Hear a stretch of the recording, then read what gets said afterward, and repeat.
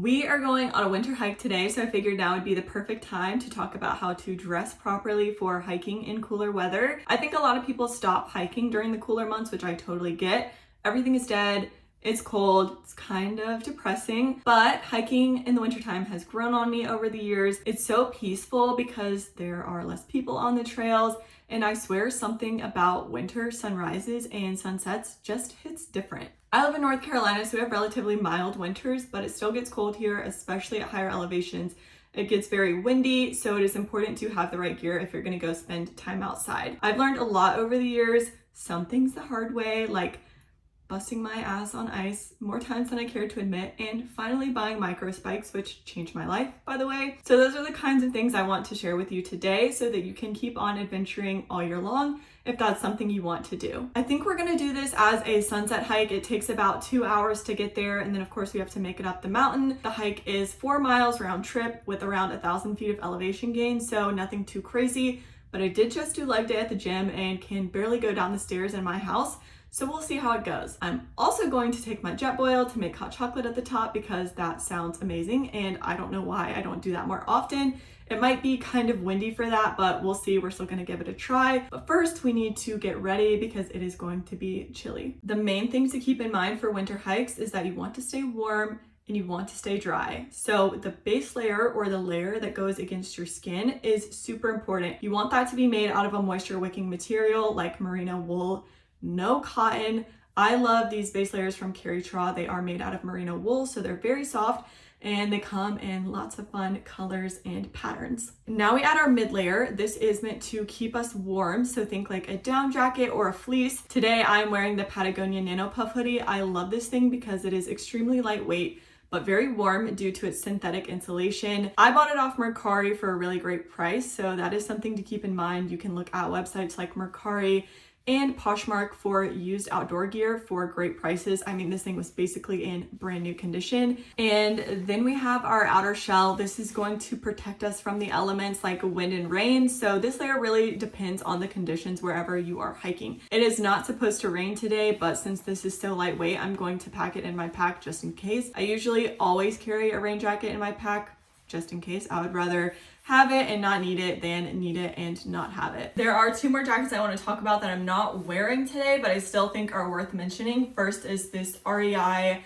hybrid jacket. It is a down jacket, but it also has a weather resistant shell, so it kind of acts as a mid layer and outer layer. When I wear this, I usually don't wear a mid layer. If I wear it and it is pouring, I will wear a rain jacket over top. But it's a great jacket, definitely the warmest jacket that I own. And if you're looking for like one winter coat to invest in, I really recommend this one. I have the regular length, but they also have a longer one. The other jacket I wanted to mention is this LL Bean down parka. It is water resistant, wind resistant, and super warm. It comes down to about mid-thigh on me.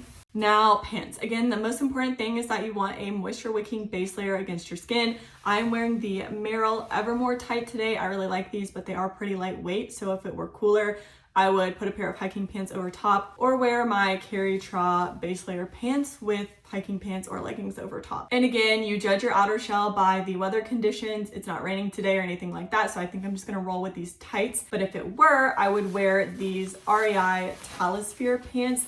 I bought these for a trip to Alaska and they saved my life. I did this hike, well, the Harding Icefield hike in Kenai Fjords National Park, and it was pouring the entire time, and they kept my leggings underneath completely dry. I was amazed. So they're absolutely worth the money if you're going to be doing any hiking in the rain. For the boot slash sock combo, we're going with the Darn Tough Crew socks. I think these are the micro cushion, I want to say. I wear these year round. I love them. They are moisture wicking.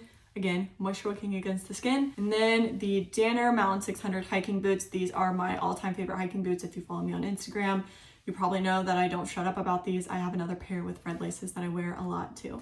Always gotta pack a pair of gloves. I don't know exactly where these are from. My husband swears by them. He got them for me. He used them when he lived in Alaska. I like them because they're really warm but not too bulky. I will track them down and link them in the description box. I don't know if we're gonna encounter ice today, but I'm still gonna pack my micro spikes just in case. They slip on right over your boot and give you so much extra traction. Before I had these, I ate shit on ice a lot of times and I finally bought a pair.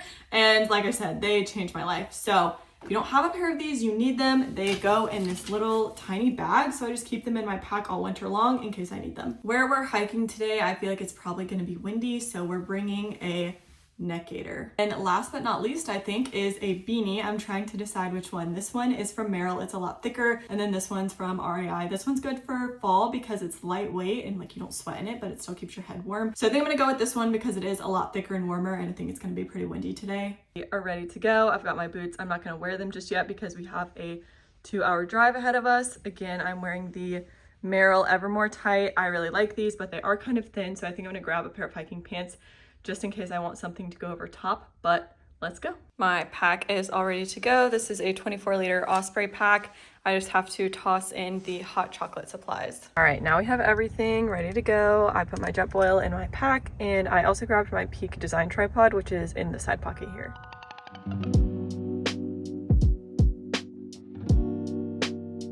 We made it to Elk Knob State Park. I'm hiking the Summit Trail today. I'm here a little later than I wanted to be, so I'm gonna throw my boots on and hit the trail.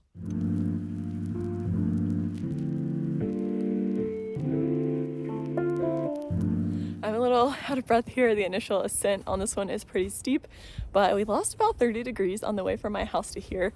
It is a 2-hour drive. I knew it would be cold and I knew it would be windy, so I'm glad I packed lots of layers and things like gloves to keep me warm. My legs both feel like they weigh 1 million pounds from going to the gym the other day. They are so sore. They have all these fences up between the switchbacks, which weren't here last time, which tells me people have been cutting through the switchbacks instead of staying on the trail. Don't do that. It's not good for the environment. It erodes the landscape, and yeah, just stay on the trail. Something about this trail that I don't remember from last time is that it is really well marked with blue blazes and has mile markers. I don't know if that's new, but it's really nice. The views are gonna be pretty good. Hopefully it's a good sunset. I'm stopping for a water break. It is important to stay hydrated even when it is cool outside, and the view is not so bad either. This section of trail is in the shade and it's a little bit icy. Not enough for me to put my spikes on, but that's just something to keep in mind and why I always keep them with me in the winter. I'm gonna be real honest with you guys.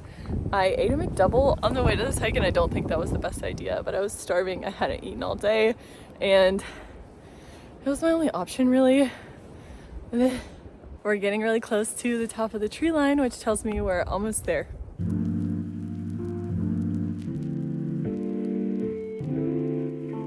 To the top, there's a north view and a south view. There's a fork. We're gonna go check out the south view first.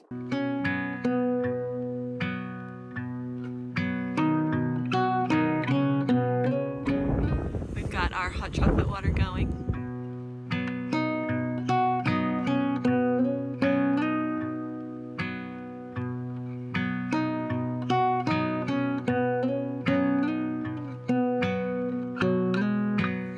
Pretty windy up here. The views from the south view are gorgeous. I'm gonna go check out the north view and then decide where I want to sit down to watch the sunset.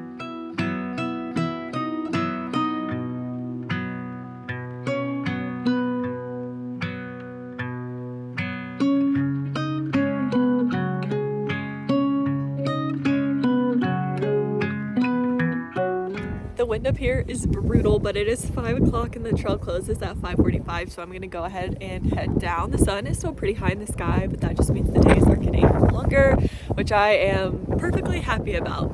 It's gotten a lot windier as the afternoon has gone on. I'm headed back down now and I'm looking forward to getting into my warm car. Look at those colors. Please look at this.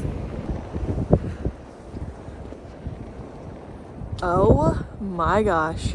I just got back, so that is a wrap on my first hike of 2023. It was a lot of fun. If you enjoyed this video, you can give it a thumbs up and subscribe, and I will see you in the next one. Bye!